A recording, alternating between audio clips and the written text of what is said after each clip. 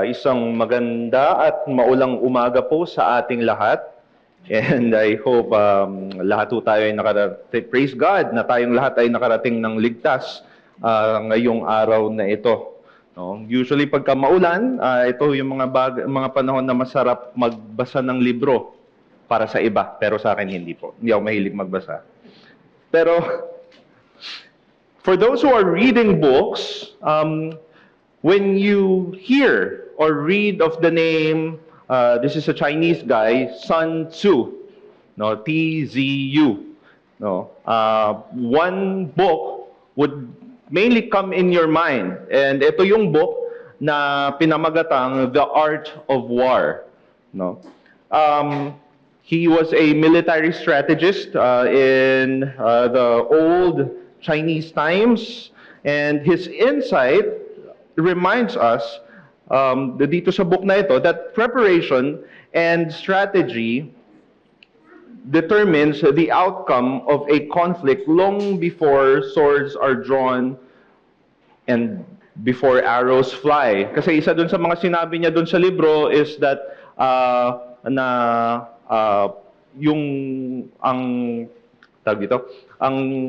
yung battle ay napagtatagumpayan bago pa ito magsimula, no? And the victory belongs to those who are ready before the battle begins, while defeat awaits those that are unprepared. So in a sense, we could say the same pagdating sa redemptive plan ng ating Panginoong Diyos, no? We say amen when we hear that Christ claimed victory over sin when He died on the cross. At totoo naman ho yun. Wala sa ating makakadenay doon. But I would go as far as to say that Jesus won the battle for our redemption in the Garden of Gethsemane before He ever reached Golgotha. No? Ibig sabihin na pagtagumpayan na niya bago pa nagsimula. And in today's passage, we will see how Jesus triumphed over his testing. So turn with me to our text this morning. Tayo ay magbabasa mula sa Gospel of Matthew. We'll read from chapter 26. Atin hong babasahin mula sa verse 36 hanggang 46. So I'll read from the ESV. Then Jesus went with them to a place called Gethsemane, and He said to His disciples, "Sit here while I go over there and pray." And taking with Him Peter and the two sons of Zebedee, He began to be sorrowful and troubled. Then He said to them, "My soul is very sorrowful, even to death. Remain here and watch with me." And going a little farther, He fell on His face and prayed, saying, "My Father, if it be possible, let this cup pass from me.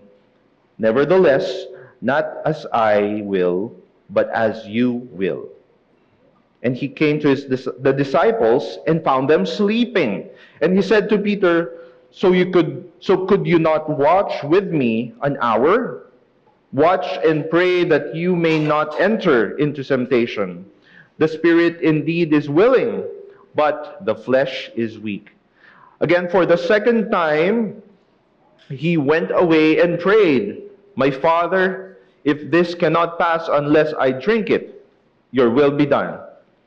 And again He came and found them sleeping, for their eyes were heavy. So leaving them again, He went away and prayed for the third time, saying the same words again. Then He came to the disciples and said to them, "Sleep and take your rest later on. See, the hour is at hand, and the Son of Man is betrayed into the hands of sinners. Rise, let us be going. See, my betrayer is at hand." Brothers and sisters and guests, this is the word of our living God. So one thing that distinguishes a Christian from the rest of the world or from non-Christians is the gospel. For those of us who believe in the gospel, tayo ay napalaya na sa ating mga kasalanan, and hence ito'y nangangahulugan na tayo rin ay meron ng kapasidad or ability by the grace of God to turn away and say no to sin.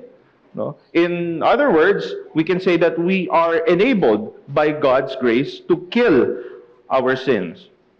However, even as Christians, we know firsthand killing sin is easier said than done.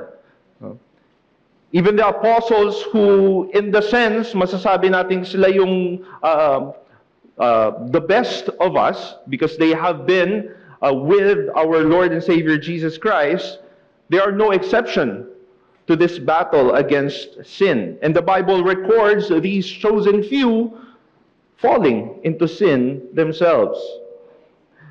And the reason why they fall into sin is because when temptation came, they were not prepared, so they gave in, and as the result, they failed. Pero iba ang ating Panginoong Jesus. Jesus, who is truly the best of us, the sinless one, shows how he dealt nung temptation pa lang, before it transformed or before it escalated into sin. Yes, natempo ang ating Panginoong Jesus. And yes, we can confidently say that Jesus demonstrated perfect obedience to the Father because he never sinned, but it is not to say that temptation made it easy for him. Sinubok din po bilang isang tao ang ating Panginoong Jesus. And what we have just read, his prayer in the garden, I would dare say, is the greatest temptation that he faced. It is temptation in the sense that he is being tested to have the Father remove the cup from him. And let's look at the text, how Christ dealt with this situation. So from the Last Supper, nagpunta sila sa Mount Olives na siyang naging setting nung sermon last week. And in that sermon, kung inyong maaalala, pinophesy dito ng Panginoong Jesus kung paanong kapag nadakip siya ng kanyang mga aaresto sa kanya, ang kanyang mga tupa or ang kanyang mga apostles ay magsascatter. No? Dahil sa takot, sa pangamba, sa worry, sila ay magsascatter. Kumbaga, iiwan nila ang Panginoong Jesus. Pero bago pa man mangyari yun, tayo ngayon ay dadalhin ng ating passage sa isang lugar sa Mount Olives. No? So, just at the foot of Mount Olives is the garden called Gethsemane. And this place is symbolic in a number of ways. No? The name Gethsemane means oil press. No? So, oil press. And so some commentaries put it this way, and I would quote them. Now, just as olives are pressed to produce oil, so Jesus is pressed under the weight of impending suffering, and it produces for us the gift of salvation. So, we can say na habang nandun siya sa garden, while he was praying, in that moment where Jesus begins to prepare for the cross, the Garden of Gethsemane becomes a spiritual battlefield. Now, why is there even a spiritual battle? See, Jesus, itong pinag-uusapan natin. Why is there spiritual battle within him? Isn't he the second person of the triune God? Well, totoo naman ho yun, na talagang si Jesus ay ang second person of the Trinity. But rather than a contradiction, this passage is a proof for us of one other thing na important sa ating Christian faith. At yun ay, habang siya nga ay totoong Diyos, at the same time, siya rin ay totoong tao. Truly God, truly man. And in his humanity, we see Christ felt agony. No? He was agonizing to such extent that he brings Peter, James, and John. So the sons of Zebedee are James and John, his closest friends. He brought these three into his sorrow. Kung maalala niyo, iniwan niya yung mga apostles niya sa isang portion ng garden, and furthermore, dinala niya itong tatlong ito. And nung tatlong ito na lang yung kasama niya, sinabi niya sa kanila, "My soul is very sorrowful. Sorrowful even to death." Now, later we will see in greater detail why this is such. Well, this is no ordinary distress. Now, yet even after this sorrow, even sa kabila nitong nararamdaman ng ating Panginoon na paghihirap, may kita natin na si Jesus ay nagpakita ng complete dependence sa Panginoon, sa Diyos Ama. How?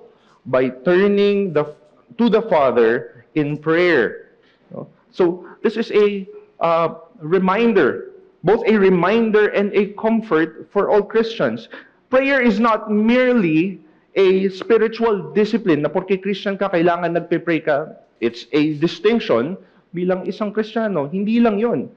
Prayer is the lifeline that we have when facing temptations and trials. And indeed, makikita natin dito that Jesus used prayer as a lifeline. In Jesus' first prayer, we read of his petition sa verse 39. "My Father, if possible, or if it be possible, let this cup pass from me." So this gives us an idea that this cup is something serious, something horrific. That even Jesus, whom we have read in previous scriptures, who have calmed the storm, who had authority over demons, who can heal the sick, even this Jesus was concerned that this cup is being passed to him. To such extent na mukhang nagre-request siya dito, "Father, if it be possible, alisin nyo sa akin itong cup na ito." This is a horrifying cup which we will see later on. His posture falling in his face. It paints a picture in our mind of the intensity, of the agony, of the anguish na nararamdaman ng ating Panginoong Jesus. To such extent that Jesus expresses his human desire to avoid the suffering. But this is how he came out triumphant over this testing.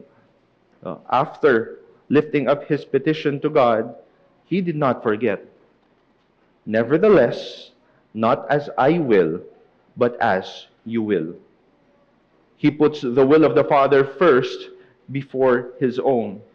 Despite the unimaginable cost, he submits fully to the Father's sovereign plan. Nothing is higher, nothing is better than the ways and plans of God. And this is where Jesus gets his resolve. Knowing of the plans of the Father and that there is nothing greater than it, "Father, thy will be done."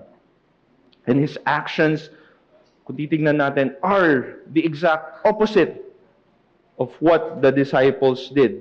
Returning to his disciples, Jesus find them asleep. Tutulog sila. In finding them asleep, we're not saying that they are having a good time. Sabi nga dito is mabigat yung kanilang mga mata. No? It is out of exhaustion. Exhausted na rin sila. Physically, it is reasonable for them to sleep at this hour. But Jesus exhorts to them. He tells them, "Watch and pray." In fact, if I can jump in verse 45, he says, "Since the hour is at hand, sleep and take your rest later on." There is time for rest, but this is a critical time. At this time, hindi tayo dapat natutulog. Paparating na yung time na hinihintay natin. We have to be at a prayerful posture. Aside from Jesus, they should also be using the time to pray. Kung titignan natin. No? They need spiritual strengthening. So, spiritual preparation in the form of prayer, in the form of calling upon God, is critical for them. Plus the fact that in His humanity, Jesus was also needing comfort. Hindi natin dapat i-deny or itago yung fact na nangailangan din ng comfort from His friends si Jesus. He needed to be comforted by these three. Hence, His question to Peter, could you not watch with me 1 hour? Hindi niyo ba ako masasamahan? Hindi niyo ba ako madadamayan for an hour? Di ba sinabi ko na sa inyo, my soul is very sorrowful. But again, he found them sleeping at this very moment, which explains what Christ meant when He said, the spirit indeed is willing, but the flesh is weak. There is that tension between human intention and human frailty. No? Minsan kahit gusto ng ating isip, iba ang sinasabi ng ating katawan. And so while Peter and the others may have desired to stand firm with Him, di ba, maboka si Peter na, Lord, hindi ako, iwan ka na ng lahat, pero hindi kita iiwan. Their lack of prayer left them vulnerable to temptation. Na makikita natin later on, sa mga later passage, how Peter himself denied Christ even before morning came. They should have persevered in prayer like Jesus, calling out to the Father. And Jesus did not pray just once. He prayed repeatedly. Verse 42 to 44, we can see how Jesus continued to pray, repeating His plea, repeating His unwavering dependence on the Father. But though we can see Him agonizing over what He will face, mas lalong lumalabas dun sa Panginoon, sa ating Panginoon, yung kanyang pagtitiwala at pagdepende sa Diyos Ama. You can see His progression as He continued to pray. Yung una niyang sinabi, Father, if possible, take this cup from me. The next time He prayed, He said, if this cannot pass unless I drink it, your will be done. Mas nakikita natin, mas nabubuo yung resolve ni Jesus. No, Jesus accepts the inevitable cross, embracing the Father's will. Makikita natin at this moment kung bakit ko masasabi that the victory has already been won even before the crucifixion even started. The battle in Gethsemane has been won. And it is not because the suffering was removed from Christ, but it was because Jesus has fully submitted to the Father's will and depended on His provision for him. His dependence on God has given him the strength to face the cross. Kabaliktaran ito sa ipinakita ng mga disciples who by this time probably ay groggy pa sila sa kanilang pagtulog. And they are unaware of the gravity of the moment, and so they miss the opportunity to prepare themselves spiritually. Another striking contrast to this is makikita natin yung difference of the first Adam and the second Adam. Makikita natin yung drama how gardens have been used para maging setting sa mga importanteng okasyon na ito sa Scripture. In the Garden of Eden, Adam, when he faced temptation, chose his own desires, chose his own will over what God has commanded him. Now, by eating the forbidden fruit, Adam's disobedience brought sin and death into the world. His failure plunged humanity into a state of separation with God. On the other hand, we see the Garden of Gethsemane, where the second Adam, Christ, faced the greater test. Kung kay Adam, it's whether to eat or not to eat of the fruit. para patunayan yung kanyang obedience for Christ, it is whether to drink or not to drink of the cup of the wrath of God for sin. Yet unlike Adam, Jesus submitted fully to the Father's will. He was praying, Lord or Father, not as I will, but as you will. His obedience reverses the effects of Adam's sin, bringing life and salvation to all that trust in Him. So ano matututunan natin dito sa mensahe natin ngayon, sa passage natin? No? We can see how being in the flesh, humanity, generally speaking, is weak. There is weakness in us in the sense that we are prone to temptations. Tayo ay prone sa temptation. However, in His humanity, Christ demonstrated that even in the weakness of our flesh, one can be victorious. One can triumph over temptation when he aligns himself to God's will and depend on His grace, which is the message for this morning. Triumph over temptation requires prayerful dependence on God and humble submission to His will. There is no other way to triumph over temptation. We can't do it by ourselves. We need to depend on God. We need to be aligned with His will. Now, submission and dependence are two things. Magkaiba po sila. They are two distinct things, yet they are inseparable to one another. Hindi natin pwedeng sabihin submissive tayo, pero hindi tayo dependent sa Panginoon. In reverse, hindi natin pwedeng sabihin dependent tayo, pero hindi tayo submissive sa Kanya. Submission reflects the heart's posture to surrender to God's will. Now, on the other hand, dependence is the practical expression of this submission. So, hindi ho natin sila pwedeng paghiwalayan. Now, let's break it down into 2 points so that we can understand them separately. No?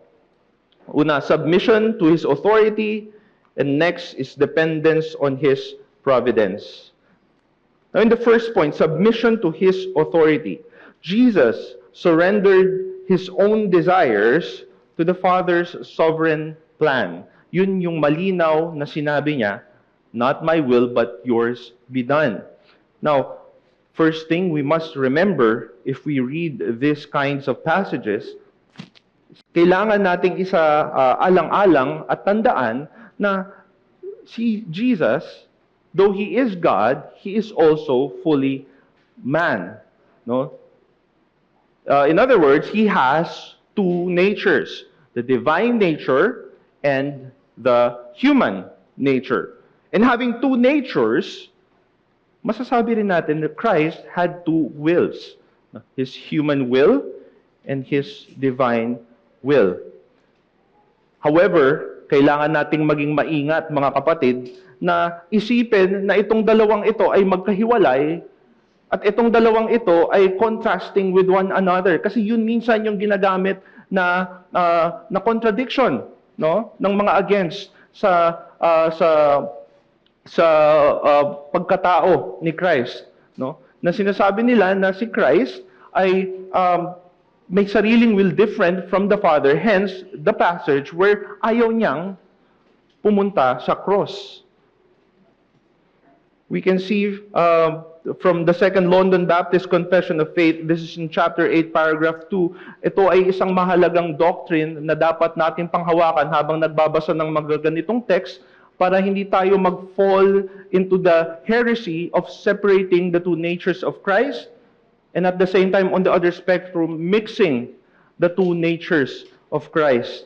No? Sabi sa London Baptist, sa chapter 8, paragraph 2, the Son of God, the second person in the Holy Trinity, being very and eternal God, the brightness of the Father's glory, of one substance and equal with Him who made the world, who holds and governs all things He has made.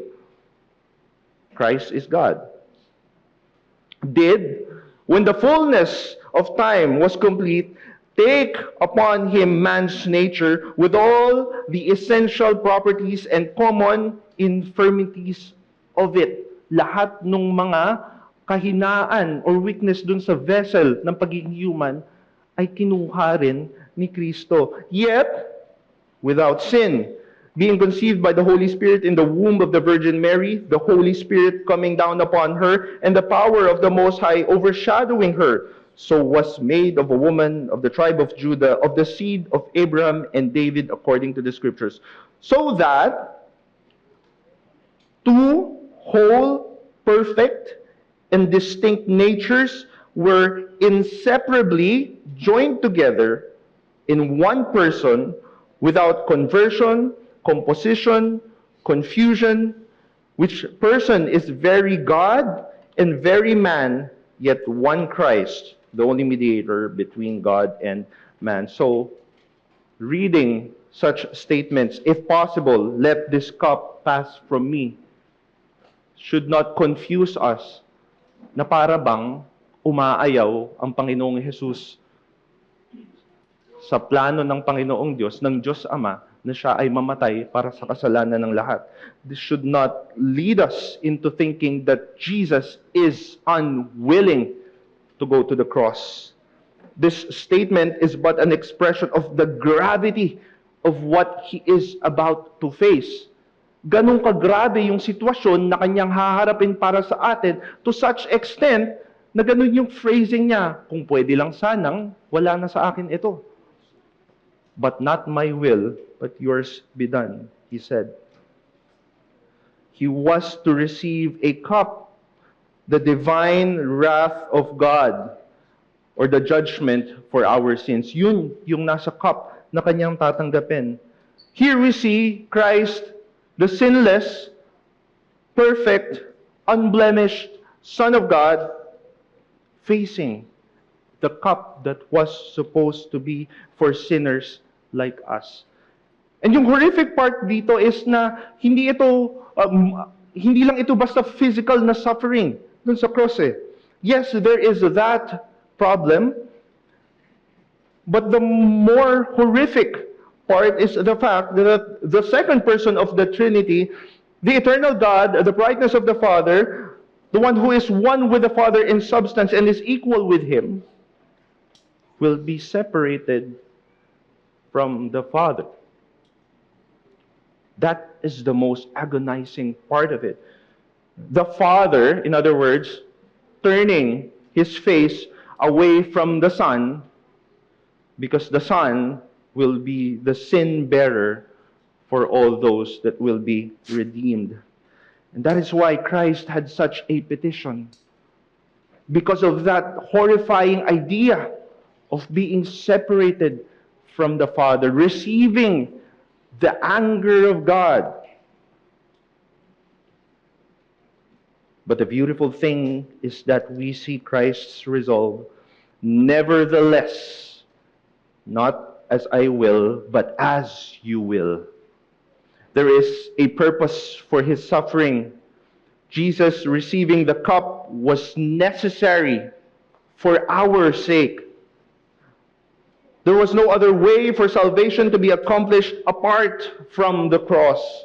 Now, apart from the cross, mankind has no hope to escape the judgment that is to come. Our life, as we have read, as we have studied in the book of Ecclesiastes, is a mere fleeting breath.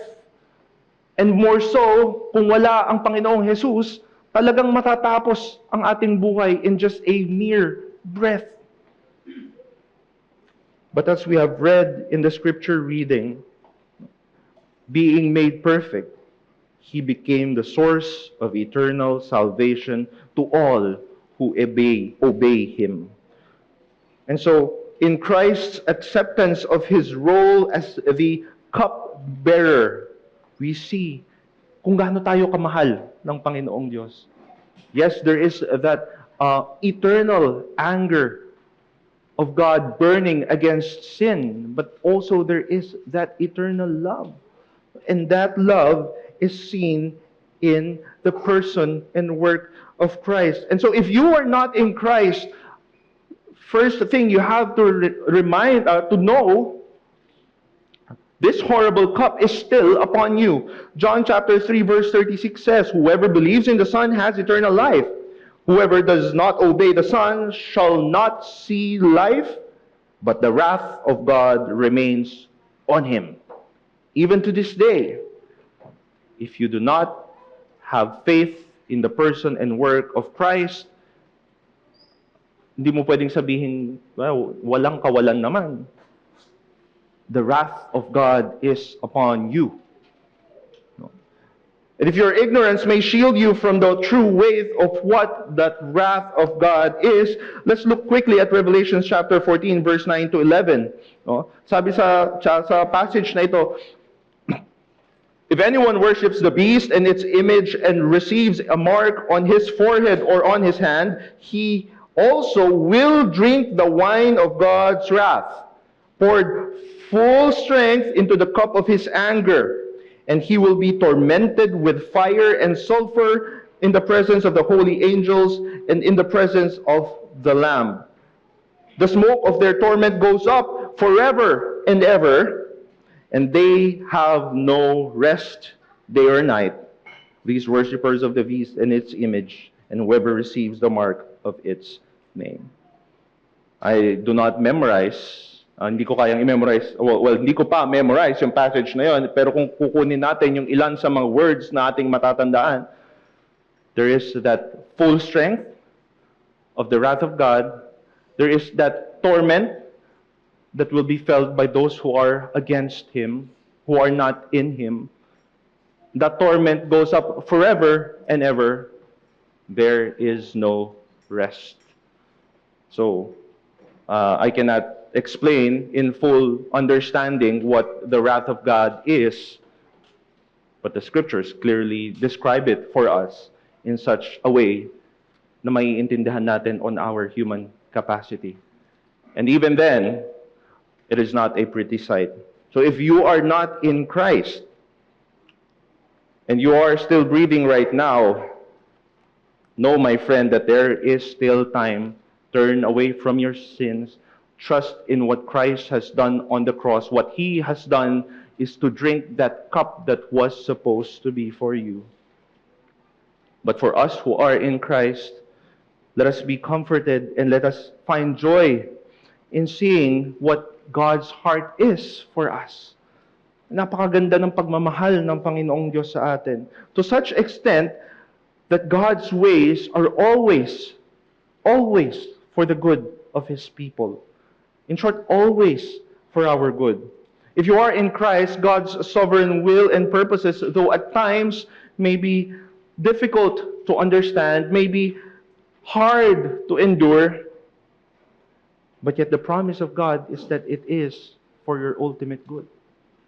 This good is not always immediate comfort.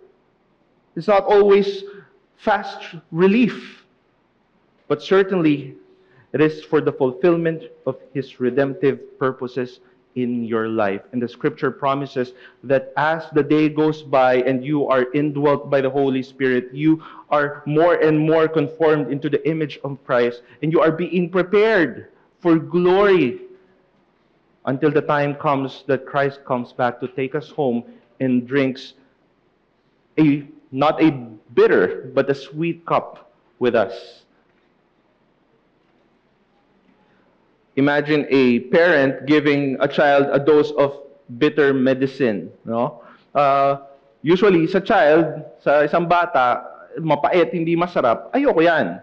No? Tatanggihan kita. I will use all my might para hindi ko mainom yung gamot na yan. But the loving parent would usually insist, diba? Knowing that the medicine is precisely what the child needs to be healed, to get stronger. No? When a parent does things to the best of our abilities, di ba, ginagawa natin ito for the good of our children. Now, imagine then the perfect, holy, almighty Father in heaven. At times, He may ask us to drink of some trials and temptations that are not pleasant, that may bring us discomfort for a while. But if you are in Christ, Hindi mo na po problemahin yung cup of wrath that was supposed to be for you.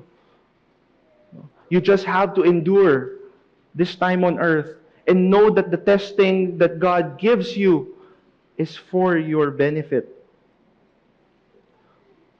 Of course, Jesus is not like the child who persistently resists the medicine. Instead, he understands the necessity of drinking that bitter cup, hence his willingness to drink it dry for us. Kabaliktaran natin yun, no? For tayo naman, tayo yung bata who resists God's will, who resists yung kalooban ng Panginoong Diyos. We Christians are exactly like that child. We have the tendency to resist the will of God because of the discomfort it sometimes brings us. And when that happens, you can guarantee, kaya tayo nagre-resist kay God is because our hearts are not aligned with God's will. And so the challenge is to seek God's will, ask Him to align your heart with His. Though redeemed and indwelt by the Holy Spirit, we still contend with the nature, with the sinful nature of our flesh. This means that there are moments kung saan ang ating kalooban ay hindi naaayon sa kalooban ng Panginoong Diyos. Now, why does this happen? Well, because we know for a fact that there is still remaining sin. There is still remaining pride in us. No? At times, we think we know better than God, and so we cling to our own understanding.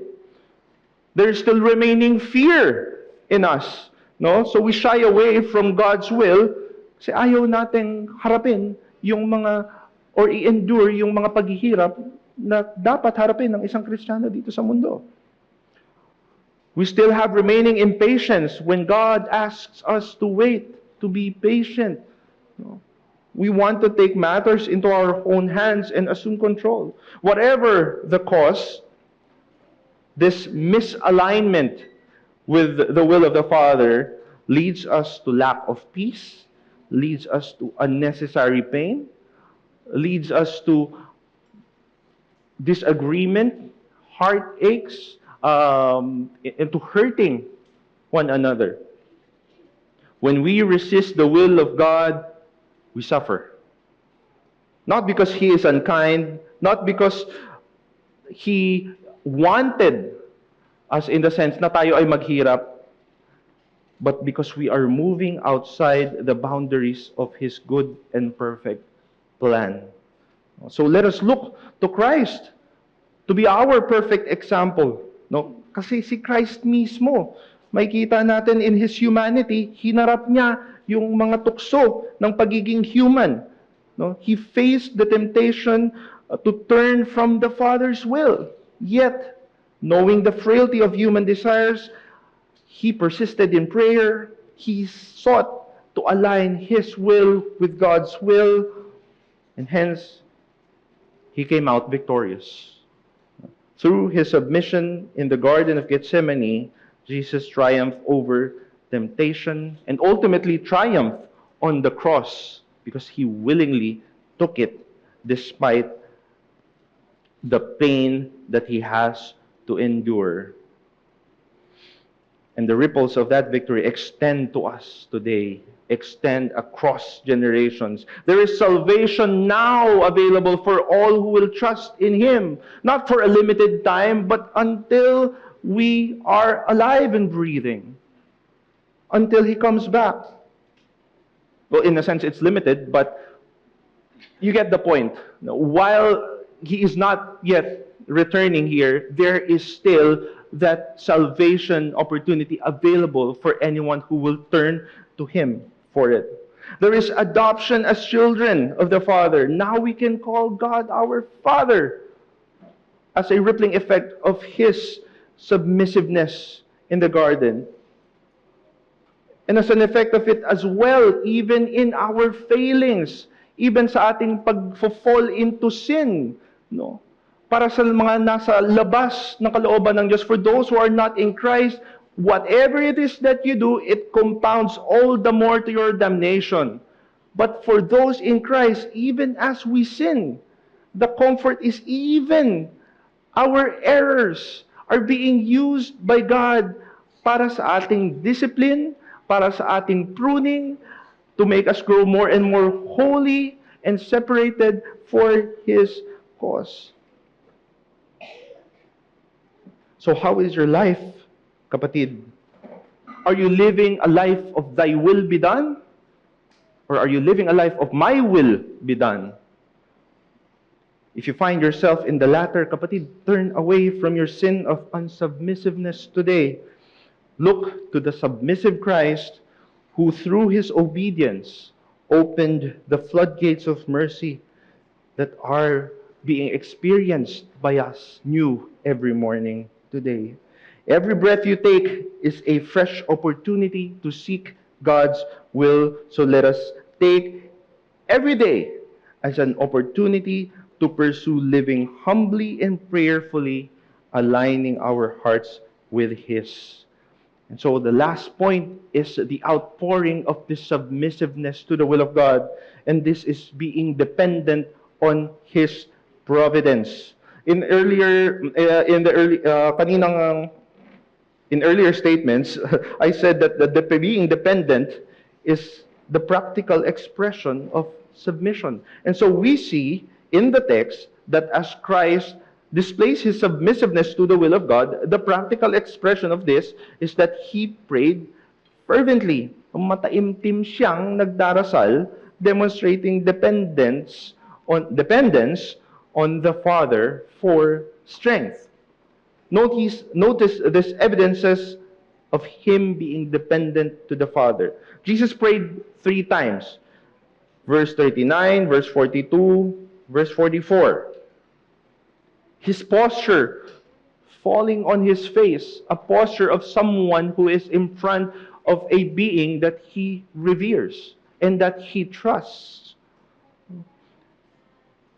So these are, again, signs that show His recognition of the Father as His source of strength. And just so we don't forget, Him being dependent on the Father, it doesn't make Him any lesser.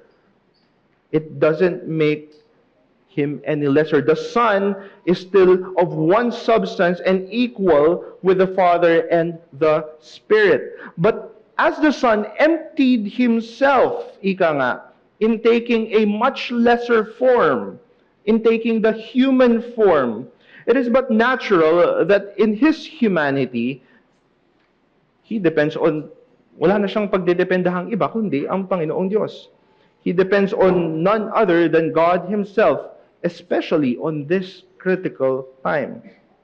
And so as a result, kung titignan natin sa account ni Luke, chapter 22, verse 43, while He was praying, sabi doon, and there appeared to Him an angel from heaven, strengthening Him, strengthening Christ.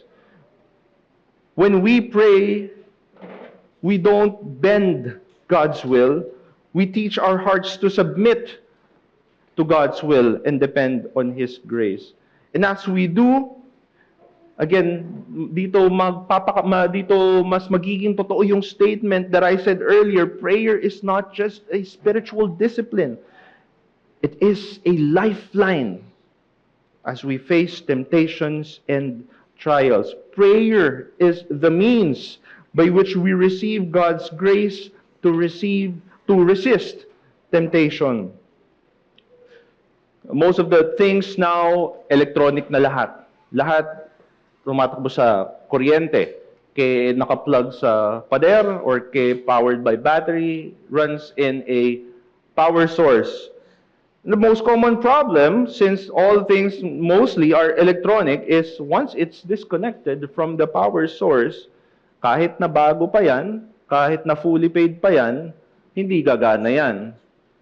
So, it cannot function if it is not connected to its source. Now, similarly, Jesus' fervent prayer shows that even He, the only sinless person to ever live, in His humanity, He understands that He must be connected to the source of strength. in our daily battle against sin, against temptation, and that is being connected to God.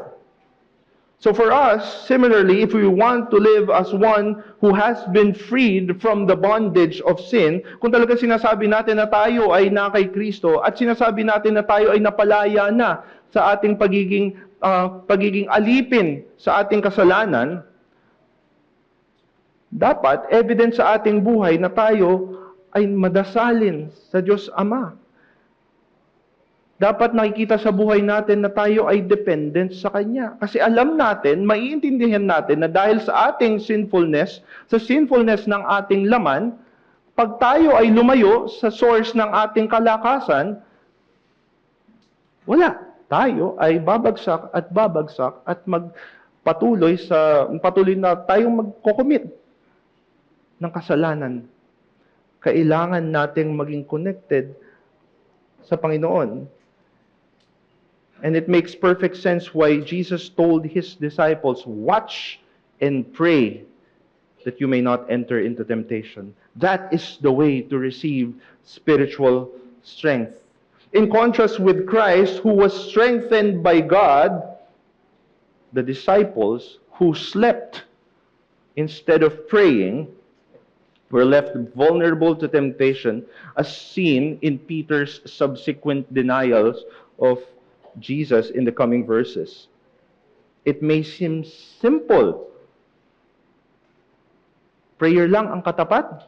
Parang andali pakinggan. But even the most simple things and ordinary things, usually these are the ones that we neglect. These are the ones that we miss.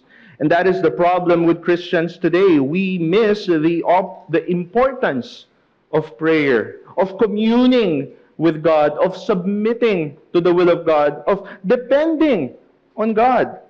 And so the last challenge is, let prayer be our first response into temptation. And may I there extend the challenge, not just in temptation. Let prayer be our response, our first response in all things. Asking God's help to endure and obey. When we face temptations and trials, let me ask, what is our first response? Is it to strategize? Is it to worry and try to fix the situation ourselves? Actually, sasabihin natin, hindi. But our actions show. Sometimes our impulse, pag nakakalimot tayo, we jump into trying to fix things ourselves apart from the grace of God. We forget to fall on our knees and cry out to God for strength. I mean, it doesn't have to be literally every time you have a problem, every time you face something, you fall literally on your knees. But you get the idea. Pagdadasal ng mataimtim at sincere sa Panginoong Diyos. And here is a simple but revealing test. When temptation strikes, do we instinctively turn to God in prayer? At the start of our day, is our first thought to look up to Him? Or do we look down on our phones instead? Let us be honest with ourselves, brethren. Sometimes we forget to pray. And so God is gracious enough to remind us through this passage kung gaano pinahalagahan ng Panginoong Yesus ang pagdarasal at ang pagdepende sa Kanya. Martin Luther wisely said, and I quote, "To be a Christian without prayer is no more possible than to live alive without breathing." To be a Christian without prayer is no more possible than to be alive without breathing. Being alive without breathing is impossible. Sinong sabing buhay siya and can hold his breath for a long time? Just the same, being a Christian, it is impossible that you are truly a Christian without praying. Prayer is not an option. It's not an extra in the Christian life. It is essential for the Christian life. Just as breathing sustains physical life, praying, depending on God, sustains spiritual life. Without it, we become spiritually lethargic, no? Lifeless, walang energy. Gaya nung nangyari sa mga disciples, vulnerable to the enemy's attack and less able to endure trials or resist sin. Again, titingin tayo sa Panginoong Diyos, sa Panginoong Jesus. Jesus Himself demonstrated the importance of prayer here in the Garden of Gethsemane. Knowing the weight of the cross before Him, He prayed fervently, not just once, not just twice. He prayed, as we can see on the account, 3 times. The same prayer, emphasizing that he depends on God in this critical moment. The question for us is, how much more should we? If Christ, the sinless person who ever lived, the greatest person who ever lived, depended on God in such a way, sino tayo? Para kalimutang hindi natin kayang harapin ang mundo nang wala ang Panginoong Diyos. So going back to the challenge, make prayer your first response in every trial and situation, whether big or small. Hindi man sinabing kailangan sa mga ganitong life or death situation lang tayo dumepende sa Panginoon. Alam natin na even in our daily lives, even the daily bread, it depends on the grace of God. And so whether big or small, begin by asking God for His help. As His children, the Father wants us to depend on Him, trusting Him to sustain us. And as an additional challenge, let us try to start each day with prayer. Let us start each day with prayer, dedicating our heart, dedicating our plans to God, aligning our plans to God before anything else. Let Him be the first voice that we hear when we wake up our eyes, when we open our eyes.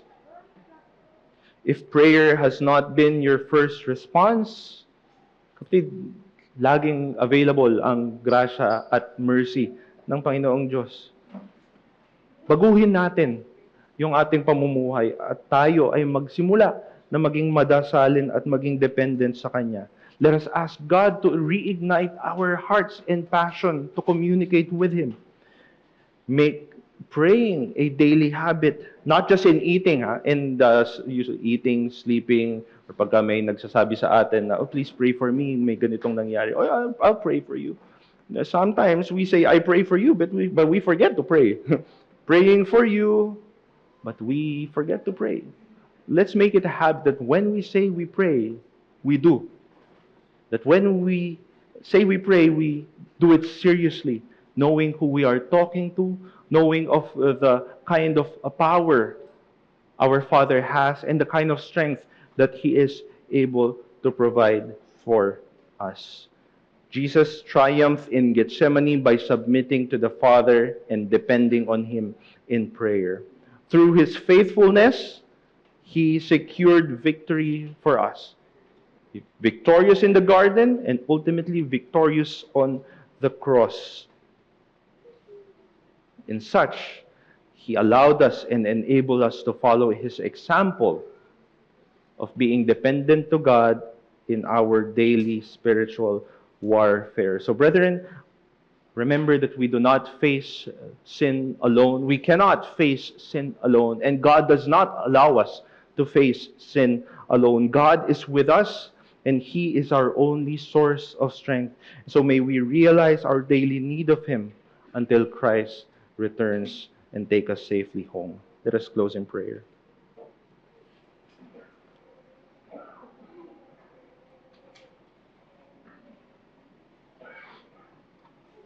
Our most high God and heavenly heavenly Father, Lord, thank you for this time and this opportunity to come together, to gather as one body, your local church, celebrating this day the resurrection of our Lord and Savior Jesus Christ, which signifies for us that there is hope, that there is victory, that there is eternal life for us who are in Him by your grace. Thank you, O Lord, for the victory of our Lord Jesus Christ, who triumphed over temptation and submitted fully to your will. Lord, thank you that in His obedience, Lord, we have hope, we have forgiveness, we have adoption, we have all the wonderful spiritual blessings because of what He has done. Lord, help us to daily follow His example. Help us to watch and pray and to depend on you in every trial. Lord, forgive us for times that we have resisted your will, for the times that we have leaned on our own understanding. So, Father, we pray, align our hearts with yours. Teach us to trust you in everything. And Lord, even most especially on the hard times when we cannot understand what's happening, all the more may we learn to trust in you and your promises. Lord, we long for the day when all these battle with temptation and sin will be over. We long for the day when we will stand in your presence, free fully from sin. But until such time, Lord, help us, strengthen us, keep us watchful, keep us faithful, keep us prayerful. This we pray in the mighty name of Jesus. Amen.